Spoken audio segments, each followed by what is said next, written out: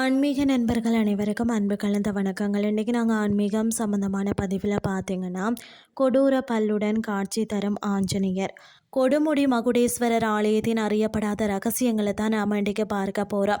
ஈரோடு மாவட்டத்தில் பார்த்திங்கன்னா, கொடுமுடியில் அமைந்துள்ள அருள்மிகு மகுடேஸ்வரர் திருக்கோயில் அப்படின்னு சொன்னாலே நம்மளுடைய நினைவுக்கு வாரது அங்குள்ள அதிசய வன்னி மரமும் மும்மூர்த்திகளின் அருளும் தான். ஆனால் இந்த ஆலயத்தில் உள்ள ஆஞ்சநேயர் வடிவம் மிகவும் அபூர்வமானதாம், மற்றது சக்தி வாய்ந்தது என்பது பலருக்கும் தெரியாத தகவல். என்னென்னு சொல்லி பார்த்தீங்கன்னா, கோரப்பல்லுடன் அனுமன் அதாவது உக்ர வடிவத்தில் இருக்கிறாராம். இந்த கோயிலில் எழுந்தருளியுள்ள ஆஞ்சநேயர் தான் சாதாரணமாக நாம் பார்க்கும்போது சாந்தமான நிலையில இல்லை. இவர் கோரமான பற்களுடன் காட்சி தருகிறார். தீய சக்திகளை அழிக்கக்கூடிய உக்ர கோலத்தில் அவர் அருள் பாலிக்கிறாராம். வடக்கு நோக்கி பாயக்கூடிய தோற்றம்.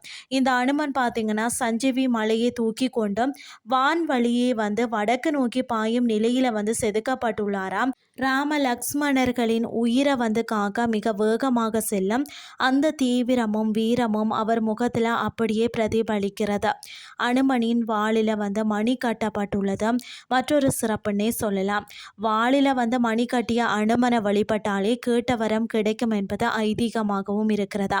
ஏன் வழிபடணும்னு சொல்லி பார்த்தீங்கன்னா, பயம் நீங்கணும்னா, அதாவது எதிரிகளின் பயம், துர்சொப்பனங்கள் மற்றது மனக்கவலைகள் நீங்கணும்னா இவரை வணங்குவது சிறப்பாக. மற்றது பார்த்தீங்கன்னா, செயல் வெற்றி. நீங்கள் ஒரு புதிய காரியத்தை தொடங்குறீங்கன்னு சொன்னால் சஞ்சீவி மலையை அதாவது தூக்கி செல்லக்கூடிய இந்த அனுமனை வழிபட்டாலே அந்த காரியம் தடையின்றி முடியுமா. ராகுகேது தோஷம் இருக்கிறவங்க, அதாவது கொடுமுடி தலம், அதாவது நாகதோஷத்துக்கு பரிகார தலம்னு சொன்னாலே இங்குள்ள அனுமனை வழிபடுவது தான் கிரக தோஷங்களின் வீரியத்தை குறைக்கும்னு சொல்லப்படுகிறது.